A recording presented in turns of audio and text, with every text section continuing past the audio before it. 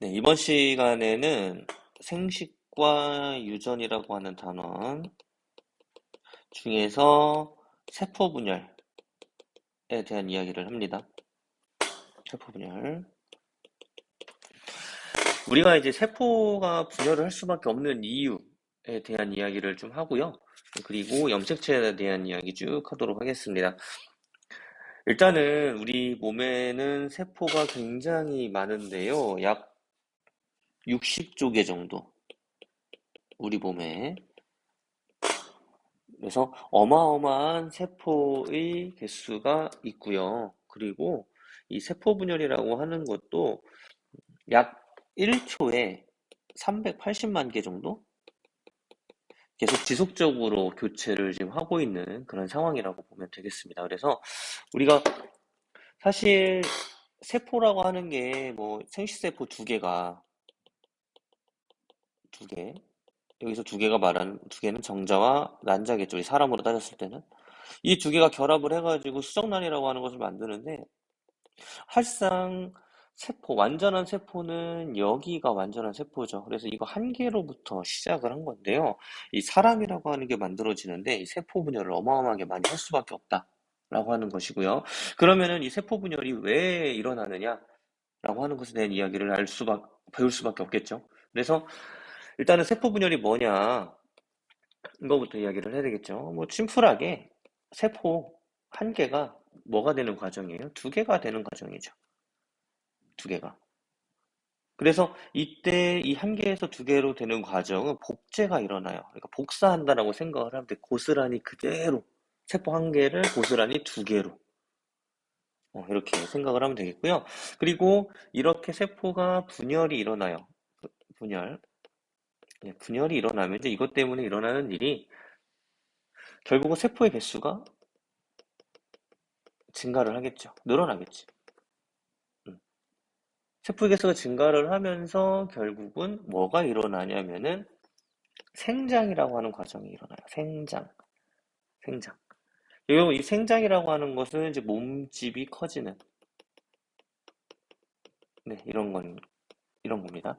그래서 결국은 체세포 분열을 하는 이유는 결국은 세포의 개수를 증가시켜서 생장하는 데 목적이 있다라는 거지.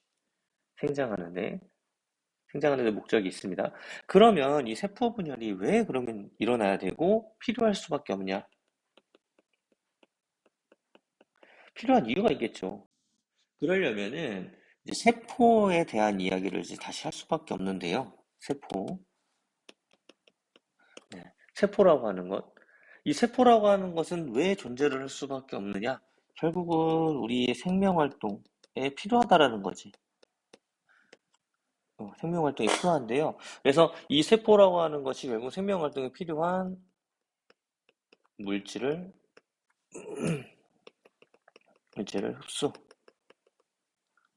흡수해야만이 우리가 살 수 있다라는 거지.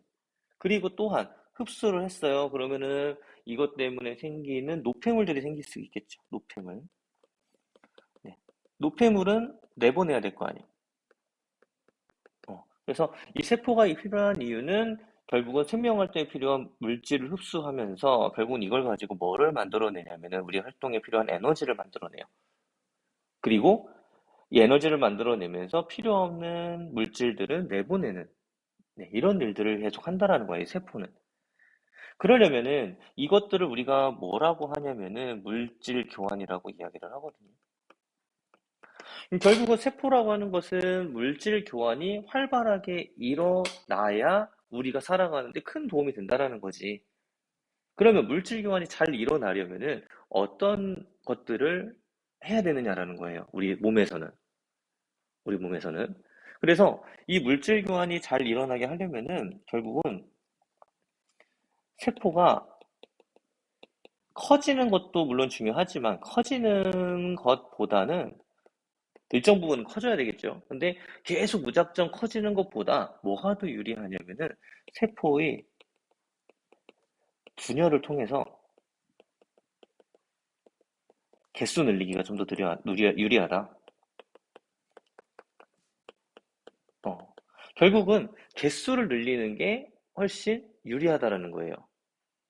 물질 교환을 위해서는, 물질 교환을 위해서는 뭐가 유리하다고요? 여기에 있는 세포의 분열을 통한 세포의 개수 늘리는 게 더 유리합니다. 라고 하는 것입니다. 그거에 대한 이야기를 이제 다음번에 하도록 하겠습니다. 네, 그러면은 이 세 가지의 상황을 이제 이야기를 할 건데요. 일단은 첫 번째로는 이제 실험에 대한 이야기인데요. 그림을 세 개만 좀 그리고요. 이렇게 그림을 그렸는데요. 음, 가로가 1cm, 1, 세로가 2, 가로가 3, 이렇게 다 정육면체의 세포 크기라고 생각을 하면 되겠습니다. 어, 그래서 이 세 가지를 비교를 한번 해볼 건데요. 왜 물질 교환에 유리하려면은 세포의 개수가 늘어날 수밖에 없느냐를 우리는 뭐를 가지고 보냐면은 표면적이라고 하는 거. 이 세포의 표면적, 그리고 두 번째로 볼 게 이 세포의 부피를 봐요. 그래서 이걸 가지고 우리가 부피분의 표면적, 이 비를 가지고 우리가 계산을 한번 해보겠다라는 거예요. 네, 그래서 이제 뭐를 구해볼 거냐면은 우리가 표면적을 한번 구해볼 거예요. 각각의 표면적을 한번 구해보도록 하겠습니다. 두 번째로는 부피를 구해볼 거고요. 세 번째로는 부피분의 표면적을 구해볼 겁니다. 이세 가지를 한번 구해볼 건데요. 이렇게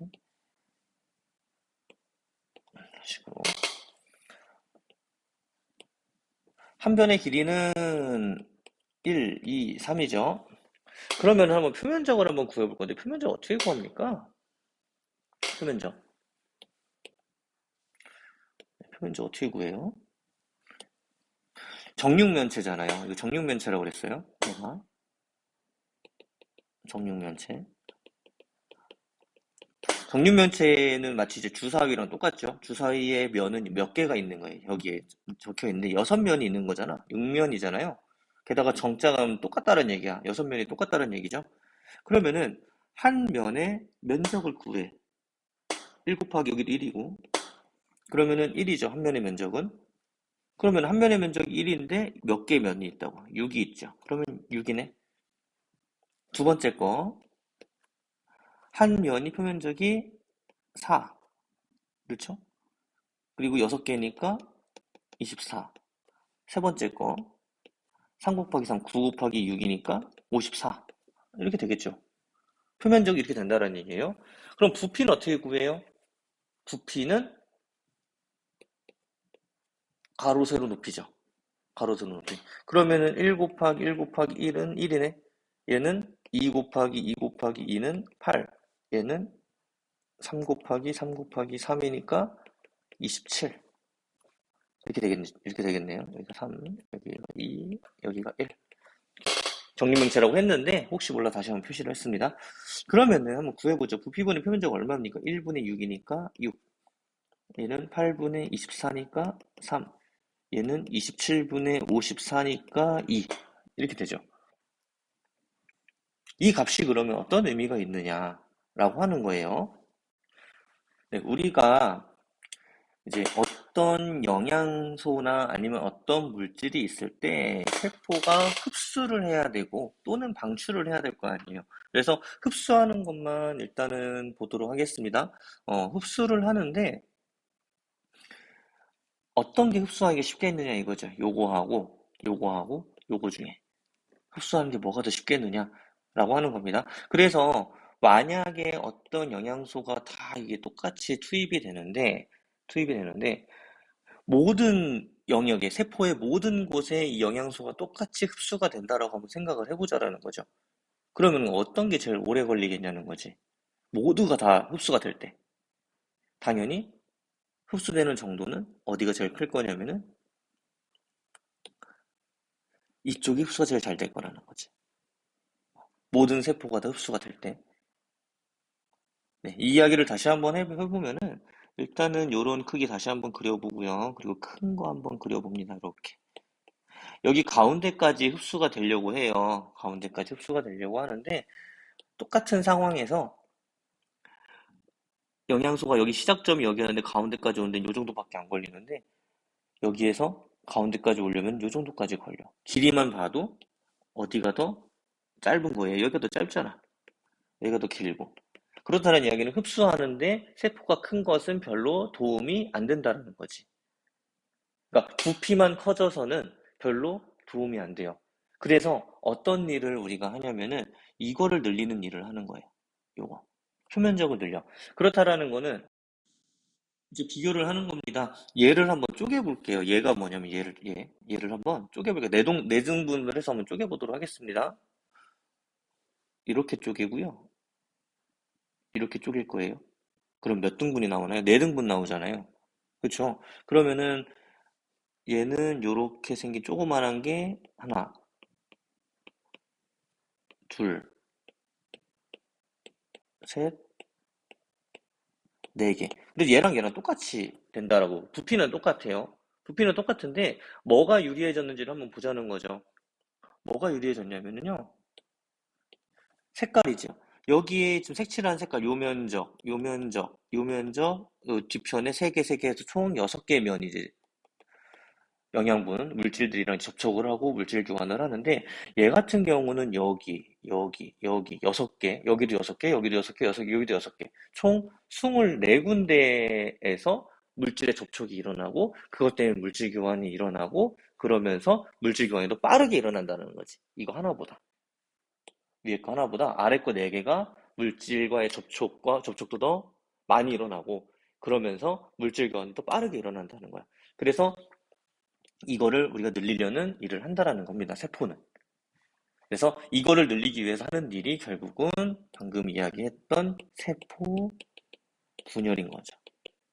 일정 크기 정도 생장을 해요. 세포라고 하는 것이 생장을 한 이후에 세포를 쪼개는 일을 하면서 똑같이 쪼개는 일을 하면서 물질 교환을 조금 더 효율적으로 하기 위함이다. 라고 생각을 하면 되겠습니다. 그래서 이거를 우리가 사실 2학년 때도 우리가 사실 배웠었는데 2학년 때 언제 배웠냐면은 여러분들 이거 융털이라고 하는 거 기억나나 모르겠어요. 어디에 있었어요, 이거? 네, 소장이 있었잖아요. 융털이 왜 이렇게 생겼어? 그냥 소장이 그냥 이렇게 직진으로만 생기면 되는데 왜 이렇게 꼬불꼬불한 게 왜 융털이 왜 이렇게 생겼느냐? 라고 하는 거지. 이렇게 이런 식으로. 왜 이런 식으로 융털이라고 하는 게 있어서 여러분들이 외웠어야 됐느냐? 결국은 이 융털이라고 하는 것이 영양분이 이제 지나갈 때 접촉하는 면은 여기하고 여기뿐이잖아요. 근데 융털이 있으면서 접촉하는 면이 굉장히 많이 늘어나죠. 이런 식으로. 그러면서 영양분을 좀 빠르게 흡수하기 위함이라고 여러분들이 융털 배울 때 한번 배웠을 건데 여기서도 비슷한 느낌이라고 보면 돼요. 결국은 물질을 교환을 하려면 물질이랑 접촉을 해야 되고 그 접촉면이 많으면 많을수록 물질 교환이 더 활발하게 일어난다. 라고 생각을 하면 됩니다.